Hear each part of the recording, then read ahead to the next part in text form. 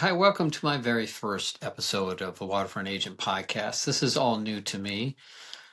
I was contacted to do this, maybe because I've been in the business for a long time, or maybe it's my looks. No, I think it's because I've been in the business for a long time. So, who am I? What have I done? I believe that anything that we do, you want to utilize your life experience. And in my case, I'm using life experience to help bring life to the real estate experience for my clients. I started my life when there were only 48 stars on the flag. So now people are going to Google when that could be. I've lived on or around water my entire life, and hence my interest in waterfront properties, but really any properties. It all began as a little kid. My grandparents had a place in Lake Michigan, and what an amazing place. Lake Michigan is so big, you can't see the other end. Then our family eventually bought an island up in Canada. It was 9 miles by boat to get to and 28 miles by car to the nearest town. And the nearest town was called Little Current, and believe me, that was an overstatement. There were times that our family actually bought all the meat from the entire town. So as we would drive to it from the landing, all the cows would see our turquoise blue motorhome you could see from space, and they would say, "Uh-oh, the Travises are in town." From there, I moved to New York City. I was in advertising with the iconic advertising man Jerry Delfino primarily. I learned a lot from him. I was there for 16 years, and then I moved to Boston on the waterfront. I had my little house in Connecticut, a little old Victorian. So that was my first experience at buying a house, and it was a whole different story back then. Then life changes, and I moved to New Hampshire. 25 years ago, I was paying over $2,500 a month in rent. And I bought this little tiny waterfront in Northwood, New Hampshire for $140,000. And of course, I didn't know anything about real estate at the time. I certainly didn't know what seasonal meant because I moved into a seasonal camp in January. Boy, was it cold. I had a lot to learn about real estate. About 3 years into being here, I decided to try out real estate because actually I was a designer and I did all the marketing for a real estate company in Boston. And so that was my first exposure to the marketing. I decided to go and take some of my brochures I designed to Coldwell Banker, and because I thought that would be a good company to start, and it was. But I learned an awful lot in real estate there. First of all, I was lucky in that I had a mentor, the best mentor in the world, Kathy Young. She'd been in the business since 1967. My manager, Dave Hennessy, a great supporter, huge.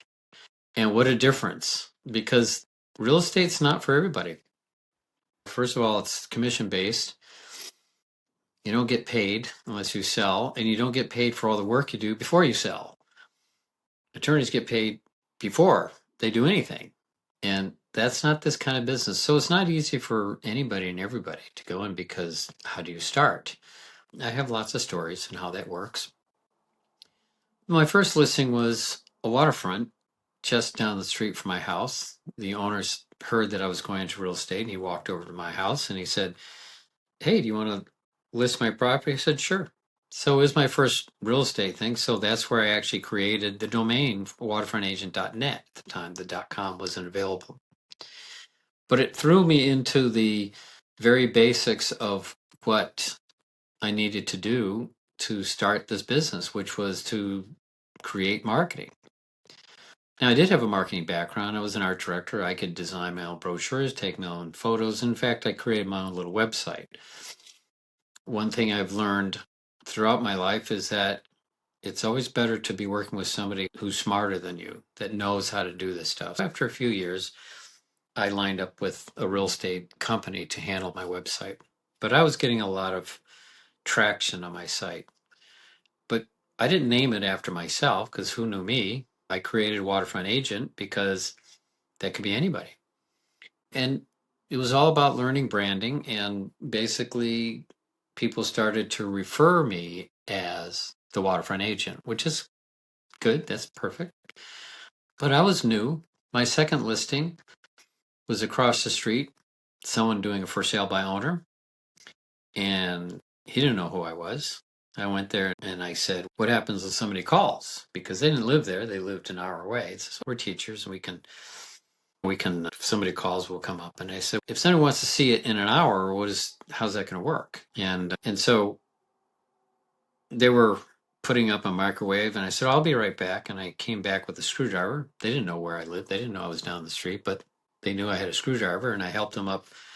So you just never know where your business will come from. And that's part of what we're going to talk about in this podcast.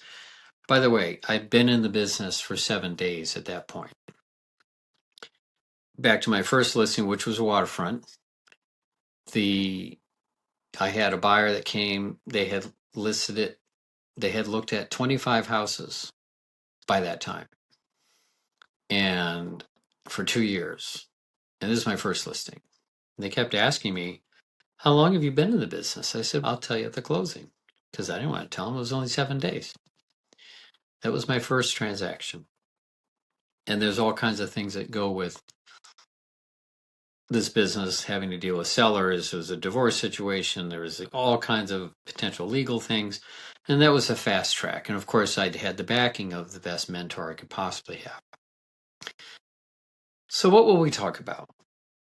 We'll talk about whatever you want me to talk about. If there's any questions, I have a lot of stories. Just ask my daughter. Every time I do a transaction, I've now been in this business since 2004. It's now in my 21st year. And so there's a lot of things I've done. Every time I do a new transaction, it's a new story. And of course, every home is a story. People's lives were there, people's generations were there, the memories and whatnot. And hopefully, new memories will come out of it. And that's part of what I do it. But there's a lot that we do, that real estate agents do, that people just don't understand. How can we do and what we do, and do we have a vacation? What is a weekend? I don't know when the end of a week is, for instance. So we'll talk about that. The business itself has changed. It's become very competitive. I've gone through high times and very low times. Everyone remembers 2008. That was a very tough year for everybody, especially me. I've gone through the process of renovating homes and dealing with contractors, and there's good and there's bad, and there's a lot of things that happen in the process of renovating. And people want to know about, do you know anybody that can do this and this? Through the years, I have compiled a list of people, and I keep learning new people. But I had to deal like everybody else. I was renovating a property during COVID. What a strange time. Finding people, work, less work, a lot of work. It's just a strange business to be in. And you're also dealing with a tremendous amount of emotions. And I'll go through that with you. But there's all kinds of new things with lenders, with attorneys, with title companies, with the whole process. It depends on what's going on. The emotions are very interesting, because I find so many times that a buyer and seller suddenly don't like each other, but they've never met each other. One's bringing money, one's taking their house away, for instance. So we'll talk a lot about that. The stories are amazing, things sometimes even dangerous.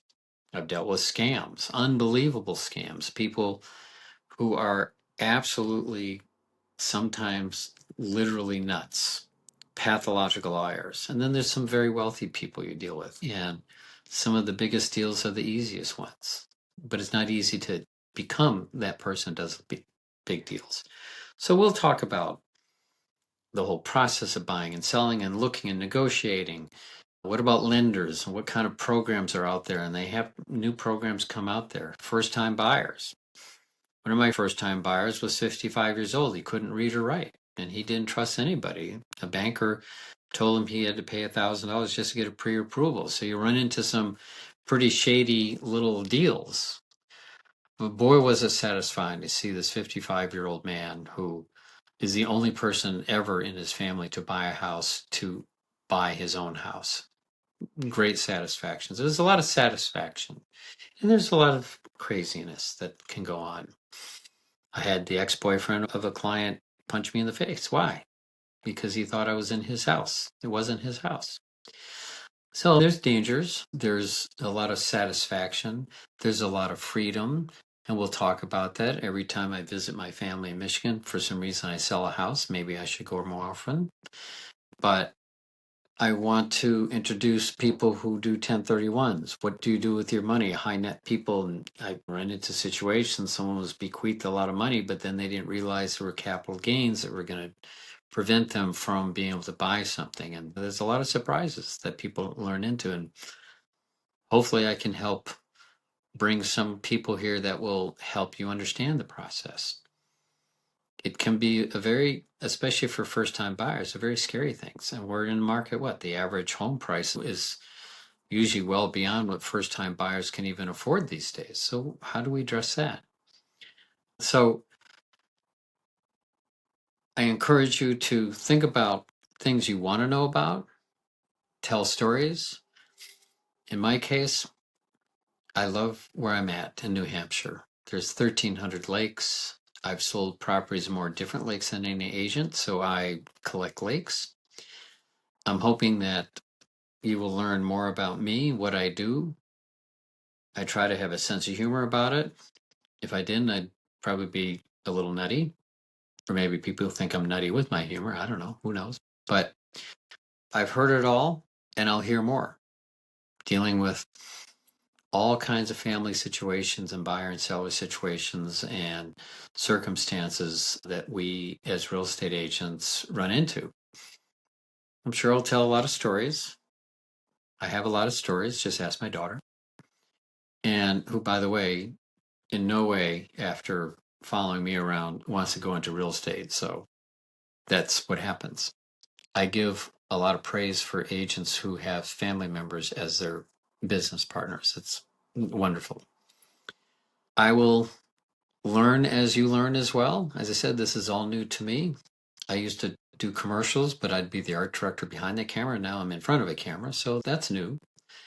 And hopefully I can use my 21 years of experience and also my 30 years as a real estate, as an advertising person and marketing properties and how I market and how I talk to people to help sellers sell their properties too. So who will we see in my podcast? Hopefully a big range of people, anybody that's involved in real estate, but it is amazing how many people are involved.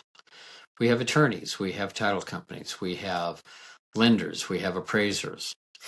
We have we have all the people within those companies. Every state works differently. New Hampshire is a little bit different than Massachusetts, for instance. There's inspectors. And then with inspections, there can be problems that need to be solved.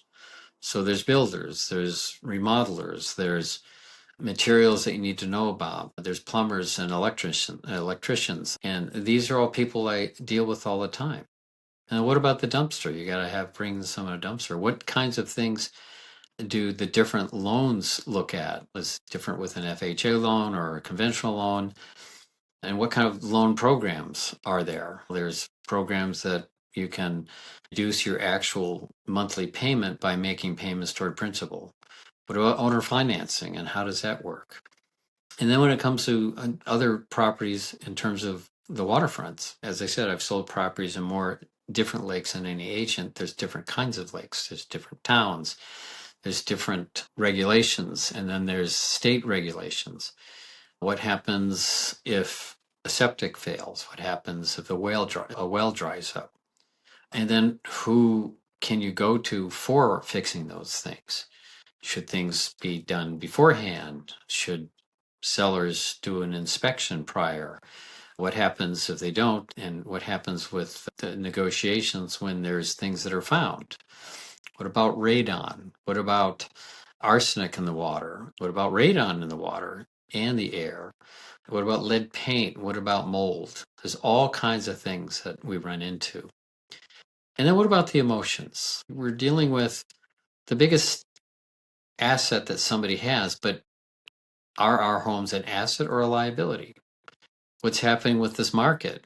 Is it increasing? Is it decreasing? What makes for a good waterfront? What about Airbnbs? What about renting your personal home for income only? What about investments? And what happens with a 1 to 4 family multi versus commercial versus land? What's the better deal?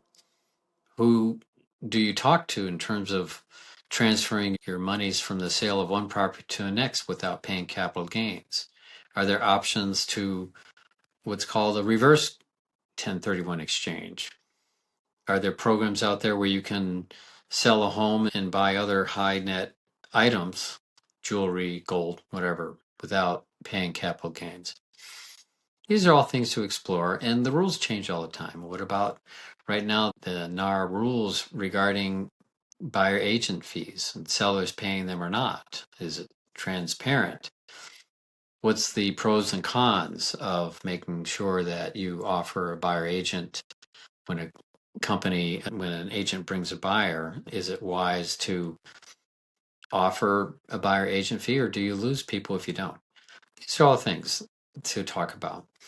I like to talk to other real estate agents who are in this business because they have their own experiences to pull from. We've all had interesting stories, some dangerous stories, some funny stories. What do we learn from those stories? As my 10-year-old daughter told me, the only dumb question is the one not asked. So you can imagine what my life has been like with her. She's a wonderful person. So how do we navigate and negotiate through the process? There's so many emotions that can happen, and I'm here to help through the process. Is there such thing as a win-win situation? Does somebody feel like they're losing something if they buy something or they sell something? There's a lot of things that we can talk about. And I always encourage you to let me know what you want to know about so I can figure it out. Every kind of property has their own sort of things. Commercial, you have NOIs and you have investment, you have numbers and what do all they mean. A waterfront house, you have questions on docks and sandy beaches and drainage and impervious land and all kinds of things that you don't know until you get into it. So I invite you to ask me any questions. I invite you to let me know what questions you want to be answered. I invite anybody here who wants to be on the podcast. I can offer some insight and we'll just see where it goes. I'm having fun. Why don't you? And just remember, my podcast is The Waterfront Agent, and I'm not the only loon in the lake. Take care. Thanks for tuning in to the Waterfront Agent Podcast. I'll be back with some more stories, tips, and expert interviews, and hopefully some humor. So make sure to subscribe, and I'll see you in the next episode.